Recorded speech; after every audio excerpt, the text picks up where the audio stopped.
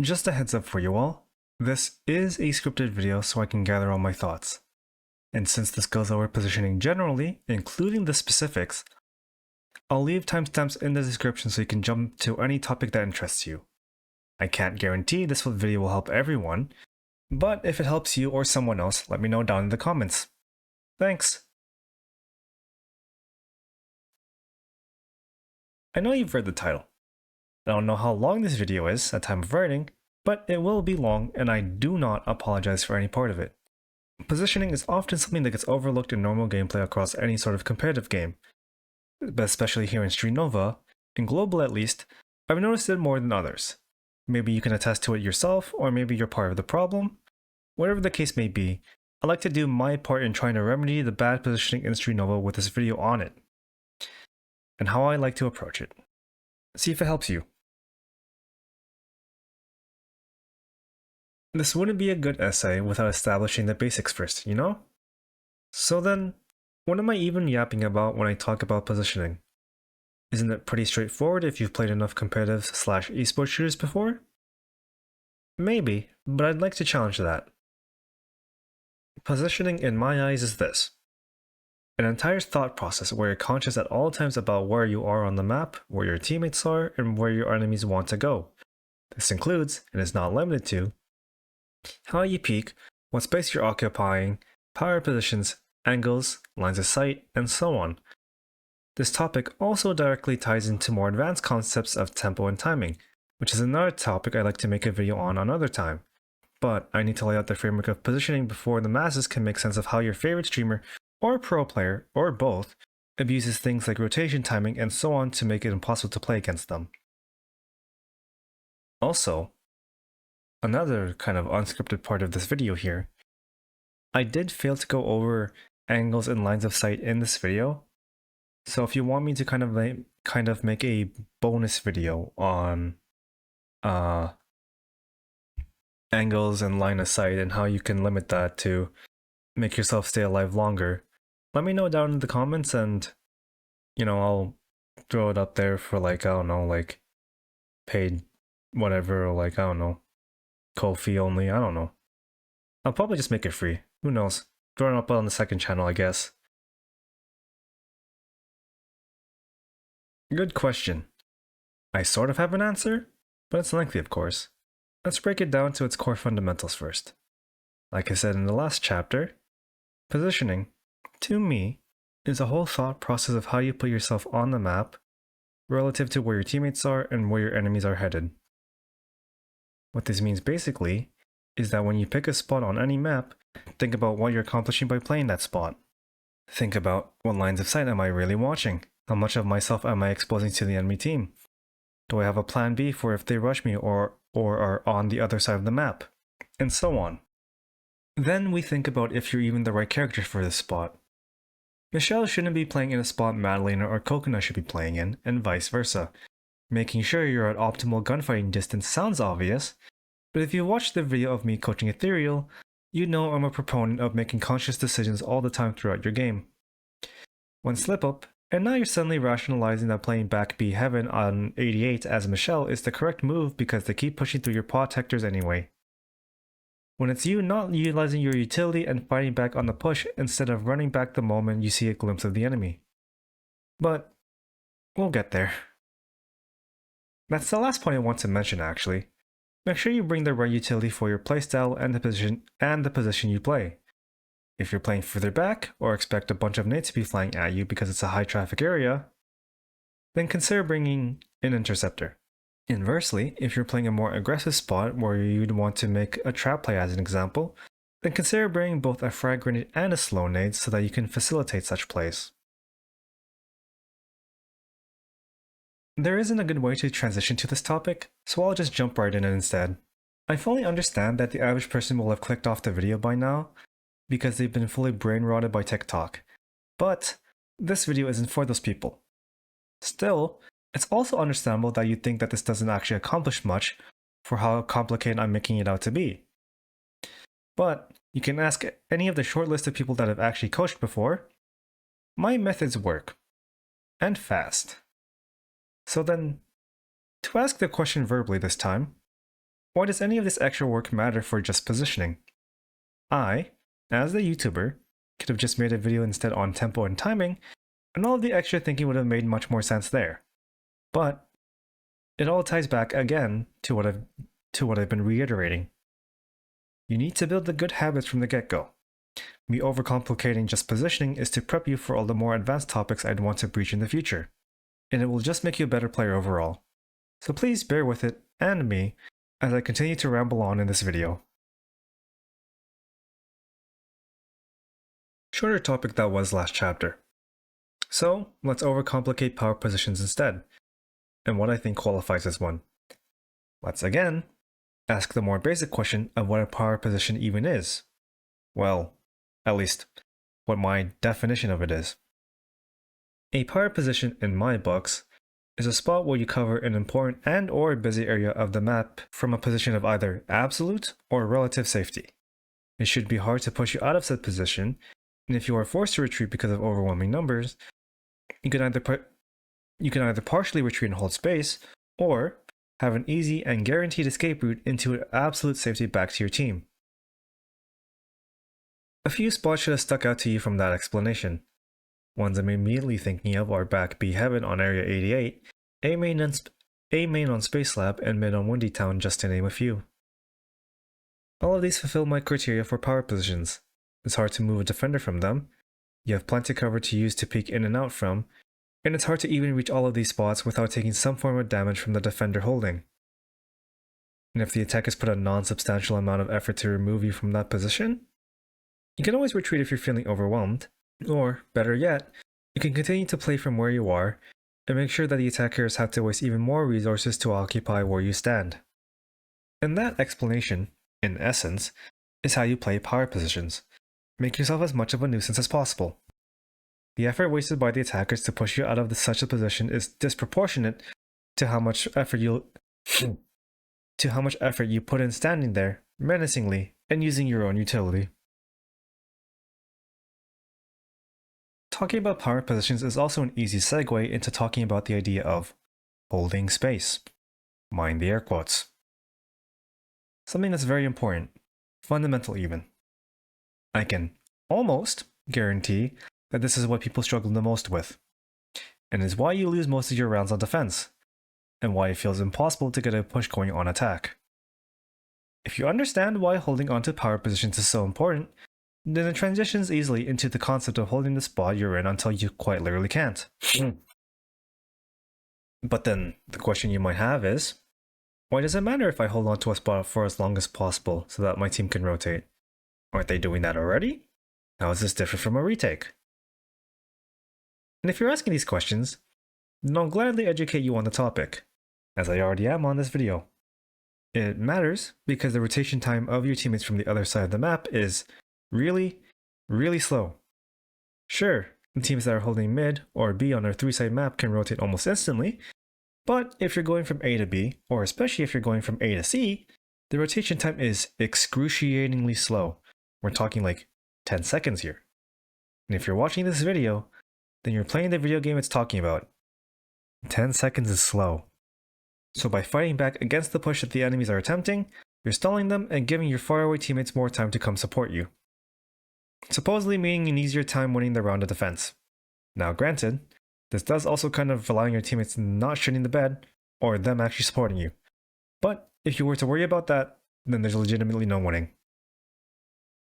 The how of this topic is simply, just don't wimp out if it's possible. I add the last bit because obviously there are plenty of situations where you absolutely cannot hold space whatsoever, and have to retreat. But there are a greater number of situations where the opposite is usually true, and you're just giving free ones to the enemy team. This will be a guaranteed short one. That entirely depends on a bunch of factors that both you can control, and that you absolutely cannot. There's factors such as the enemy team, whether they'll contest your space or not, the proximity of your teammates in relation to where you are, whether you can even trust your teammates to begin with, team comp, etc., etc. You just have to build experience and play those situations by ear. As much of a cop-out as it is to say so, that's the unfortunate truth about my coaching style and becoming a better player. You need to be playing and playing and playing to figure out what works, because a coach like me only provides you the framework. The rest of the effort is on your own volition. It's basically like sports coaching if any of you have ever played any real life sport. As a general rule of thumb, to not leave you hanging, try staying in a spot for an extra 1 to 3 seconds. This is basically a mini version of a different rule of thumb I like to tell my students about, but this should give you a good enough window of time to figure out for yourself if it's still safe to stay in that spot, or if you have to absolutely leave. This isn't a surefire tip, however, but it should get you on the right track at least. I'll explain why this is a topic now. This is an often overlooked aspect of how positioning works. Because the average player doesn't play with the team in mind, it never registers in their cranium. But it is imperative that you position yourself around your team with the expectation to support them, rather than only play for yourself and use your teammates as bodies to bait. Because unfortunately, that is a real phenomenon that is common within Street Nova. It's a win-win because instead of infighting between teammates mid-match, resulting in your loss, you and your teammates will be more likely to support each other in support of the ultimate goal: winning. Don't mistake this section as talking about baiting, however. That's yet another separate video that I'm sure you could have seen from a bunch of other creators. If you haven't, then I can make the video, but it really is such a simple topic that's more on the person's mentality than outside factors. To actually explain the idea, team positioning is the idea that you're not too far away from your teammate to support them if they ever get into trouble. Like the traditional setup of either Nobu or Madalena and Audrey or Coconut on Space Lab. Though, that one you're kind of shoulder to shoulder, but the same principle still applies, where either teammate isn't too far away from the other to help them when they're in need, say from a push or something. Giving an example like that also helps sell another point about team positioning. You're often supporting each other with damage and kills. Now obviously, kill stealing can happen if you're somebody that cares deathly about your stats, but generally it's a great thing to buddy up and work together to hold a high traffic and common area on the map. Shouldn't have to be said also to cap off this section/topic, but make sure you're not too close to your teammate where body blocking can happen, because if that happens, often your teammate's goodwill will get completely thrown in the dumpster, and lots of infighting can happen because of it. I don't think there's much else I can add to this though. This is basically YouTuber speak, but I did kind of want to drag this on, but I can't really think of anything. So let's just go next and make this transition sentence super awkward. I will now give a video example of me demonstrating every single topic discussed in this video. Thankfully, I had a perfect example lined up for this completely by accident. So let's just jump right into it. Hi, hello. It is me, TM Craze, and this is the unscripted portion of the video where I'm gonna go over all of the things that I did here in this clip for the positioning video. I know I kinda mucked up the intro there, but I kinda just don't want to do multiple takes of this, right? So let's go with that. So you can see here, if I play the clip, that I am currently setting up all of my cat spots for a main here, so that I can watch all of the different locations, right? So, where is it? One here for if they flood through the vents. One here for, if they come here. And then one here for if they come through the middle here as well. And, we all know that A main on Space Lab is a very powerful position to hold on to, so, not too hard to kind of figure this one out. And then as you can see from what is it, how I'm playing it, like I'm positioning myself around my teammates to where even though what is it, I'm playing over here, should should they make a push down this way, like this, I'm able to rotate in from here and then just provide supporting fire for the both of them.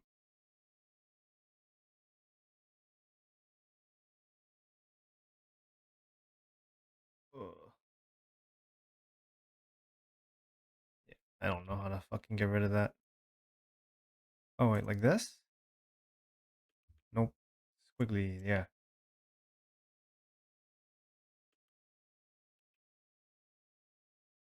And now I have to redo the line thickness. Yeah, there we go. Anyway, sorry, I haven't used this program, so you know, bear with me for this one. And you'll see as it plays out, what I'm gonna be kind of doing here is that I'll be playing an angle like this because these two already have line of sight down into here.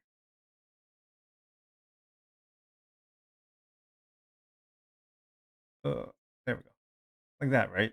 I know it's kind of offset, but like, I'm making do with what I have. Meanwhile, what I can do is that I can just stringify here and look down into this, see if they cross over, which is kind of the exact reason why in the higher elos they always jump over this thing here, so they don't expose themselves to this small gap here. This is the entire reason why people do that. Anyway, as we continue along here, you can see that, like, again, I'm positioned well around my teammates, and if there's stuff starts to happen like here where they're fighting, I don't really have to do anything to kind of just like, I'm just weighing it out to see if things get really dire, and if it does, then I'll go help. Like, you can see right now that the Chio had to fall back here to avoid the Ming ball that just exploded here. Meanwhile, the Madalena is still fighting down this way with the enemy team that's still advancing, and that's her holding the space for uh maybe if Flavia wants to rotate through here and help support us here, but right now it's fine. So we'll keep advancing the game state here where I'm just trying to get in range of the other cat of this cat bot here, so that's active if they come through the vents, because a lot of people like to come through the vent, right? So we'll keep going, we'll keep going, we'll keep going. I can see now that my Madalena is low. Well, I don't actually see her health bar like this. I don't see at all. But what I do see is that she's backed off and that there's a Longwing knife like going off right now. And then I see this. I see the nade. So throw my wind nade here to stall the push for as long as possible. And let what is it? And let the Nobu and Flavia rotate over. But you can see, the cat bot is currently scanning people, and it's what is it? Like it's going off. So they're advancing, and now Chio has to play from. Oh, not what I wanted. Now Chio has to play from back site here. Meanwhile, Madalena is just trying to get any sort of damage she can get off of from the cat bot, like, you know, doing its cat bot things. And then again, we'll advance the clip here. throw a nade just in case it like hits somebody. But here's where kind of like the team positioning comes in, where Chio is going to fall back into where Manalina is, because it's she already tried her best to hold on to this space, but couldn't because there's like at least like 3 people here. And then I'm going to throw a cat bot onto here. Meanwhile, Madalena is going to paint this entire ground floor. And I'm going to hold space instead, like stalling the push entirely. You'll see here that now Chio is firing from, what is it? From down this way into the people, what is it? Advancing, separating herself from the people trying to advance up the ramp to kill her, while I'm making my way here to hold on to this space entirely to help support the Chio. Like, none of this was communicated. This was all just stuff done like on the fly to stop the advancing push, because you can see Flavia's fighting Mara here and Nobu, which is why I kind of made the point here, is that like if you're on the other side here, it takes a really long time for you to get all the way over here. So stalling for as long as possible is pretty much what you want. And so we'll play it here. The paint comes out, Catbot's here, and now we just play Ring Around the Rosie. Trying to see if I can get any damage off and just stalling out everybody.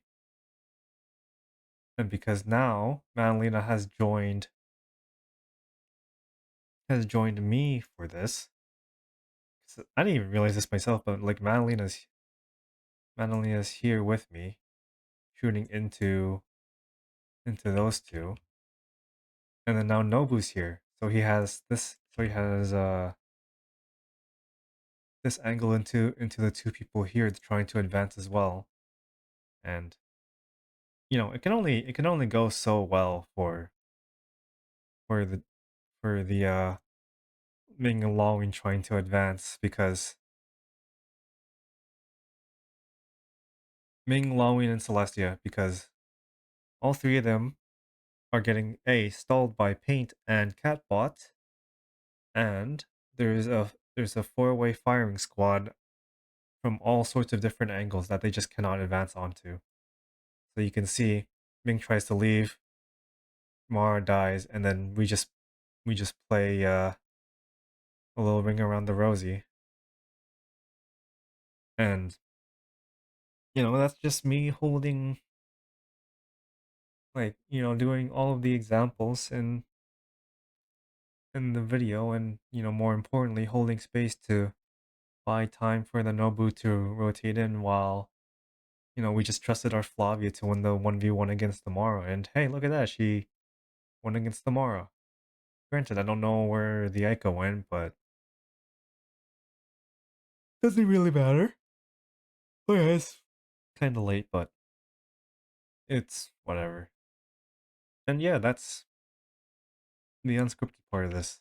I don't know how much this is going to add to the video, but hey, there's that, and I hope it made sense, because I'm not gonna redo this. And you know, I try to slow down my speech as much as possible because I have autism and stuff. So yeah, there you go. Have fun, folks.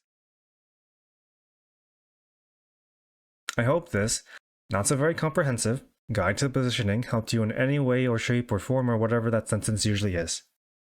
There's a myriad of other videos I want to make on more advanced topics, but I needed this video to come out first, because a bunch of the other higher level ideas I want to cover need positioning as the baseline idea to help support and make sense of them. So however great or poorly this does, I'm not gonna be too upset. If you want to completely shut off this video though, this is the time to do it, as I'll start doing the normal YouTuber stuff. If you've made it this far, please consider leaving a like and a comment. I do genuinely want this to reach as much people as possible. Well, to be fair, I want all of my videos to reach a wider audience, but c'est la vie. If you want to support me financially, I do have a Ko-fi you can donate to if you feel so inclined. Otherwise, you can get coaching, free or paid, from me by just messaging me on Discord. I do also now have a Discord server that's set up so you can message me freely and maybe build a community. You'll be running headfirst into my personality because of my autism. So do prepare yourself for that if you do decide to join the Discord. Otherwise, that's the end of my yapping, and I'll either start scripting the next video, doing aim training or playing Street Nova, job hunting, playing IRL Yu-Gi-Oh, or whatever. Thanks for watching.